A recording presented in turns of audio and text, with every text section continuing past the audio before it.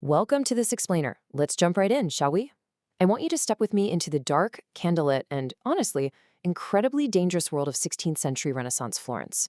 Picture it: magnificent palaces, torches burning in the night, and these really powerful people gathering in secret around heavy oak tables. We're about to explore the mind of a man whose very name has become, well, completely synonymous with ruthless strategy. You see, Florence at this time was a city of stunning duality. On the surface, it was incredibly wealthy, beautiful, and intellectually alive. I mean, it was literally the absolute beating heart of the Renaissance. But behind those magnificent art-filled buildings, a far darker reality was playing out. A ruthless, high-stakes struggle for influence, loyalty, and ultimate control was constantly being waged in the shadows. And exactly 500 years ago, one man standing in those shadows discovered a profoundly disturbing truth about human nature. That man was Niccolò Machiavelli. Now, it's absolutely crucial to understand right off the bat. Machiavelli wasn't a king. He wasn't a prince or some grand emperor. He actually served the Florentine Republic as a diplomat and a government official. So his work put him at the perfect vantage point. He was kind of like the man at the window, watching powerful rulers, military commanders, and politicians from an unusually close range. He watched them rise to these glorious heights, and he watched their governments violently collapse. He saw firsthand how quickly, a supposedly loyal friend could turn into a deadly enemy the exact moment their power was threatened. So during those years of intense observation, Machiavelli began to see politics completely differently than everyone else around him. He didn't look at it as this righteous contest between good and evil, not at all. Instead, he recognized it as a complicated, unending game. And the rules of this game, they weren't dictated by divine right or some sort of moral superiority. They were shaped by raw human impulses. We're talking about ambition, fear, opportunity, reputation, and, above all else, the unchanging realities of human nature. He picked up on this massive disconnect between what people said publicly and what they actually did in private. Out in the crowded city squares, politicians would smile, shake hands, and speak grandly about loyalty, morality, and honor. But cut to those exact same men whispering behind closed doors, the truth was entirely different. Machiavelli saw that it was the hidden reality, that raw fear and burning ambition, that actually influenced a leader's decisions way more than any public display of morality ever did. But as happens in the game of power, Machiavelli's own life was about to be turned upside down. Political chaos suddenly erupted in Florence. Soldiers flooded the streets, power abruptly changed hands, and the world Machiavelli knew just collapsed. The man who had spent years walking the inner corridors of power was suddenly stripped of his position, arrested, and literally escorted out into the cold, dark rain.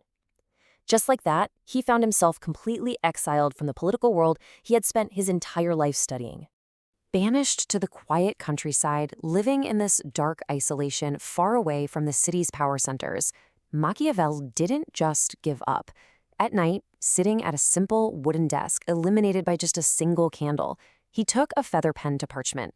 He started reflecting on everything he had witnessed. He took all those brutal, real-world lessons he had learned and transformed them into a small, highly uncomfortable manuscript, a manuscript you've probably heard of. It was called The Prince. Crucially, The Prince was not some idealistic book about how leaders should behave in a perfect world. It was a manual examining leadership exactly as it operated in reality. Machiavelli made it crystal clear that a ruler couldn't possibly depend on good intentions alone to survive. True leadership, he argued, required immense judgment and extreme adaptability. A leader had to deeply understand how people actually behave when their interests, their physical security, or their personal ambitions are threatened. Now, within this manual, he posed a question that still makes people incredibly uncomfortable today. I want you to picture a calm, completely unreadable ruler walking slowly through a grand hall, guards standing silently at attention. The question hangs in the heavy silence. Is it better for that ruler to be loved or to be feared? Machiavelli's answer was, well, much colder than most people expected. He recognized that, ideally, sure, a ruler might want both. But if you cannot safely have both, he made a totally cold calculation.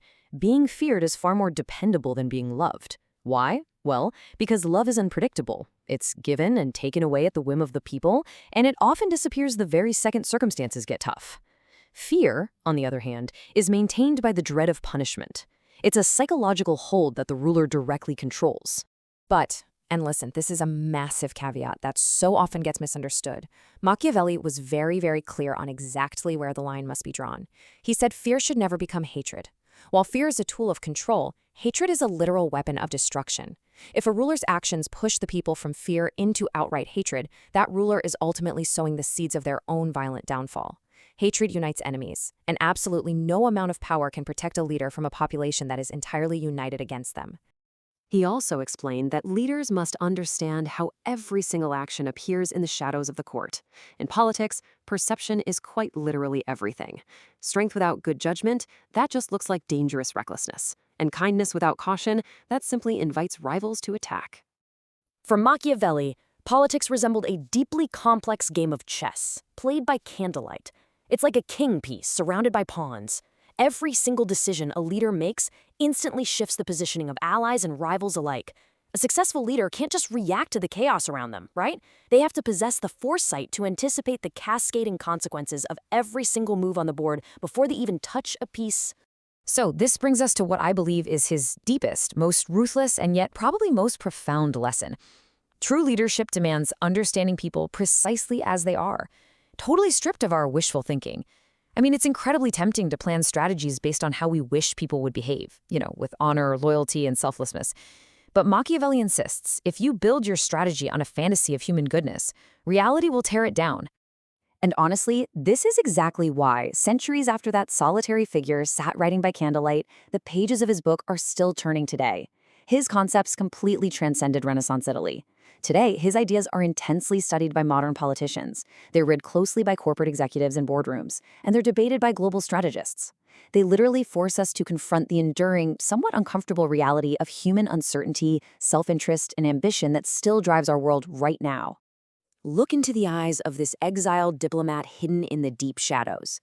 This was a man who lost his power, he lost his position, and yet he still managed to write a text so potent that his very name became an adjective for cunning and strategy. He will forever be associated with the stark, unfiltered reality of political realism. But as you leave this dark 16th century world and return to your own, I want to leave you with one final, vital thought to ponder. Niccolò Machiavelli is so often blamed for the ruthlessness of the world. But remember this, Machiavelli did not invent the game of power. He explained the rules he believed he had observed.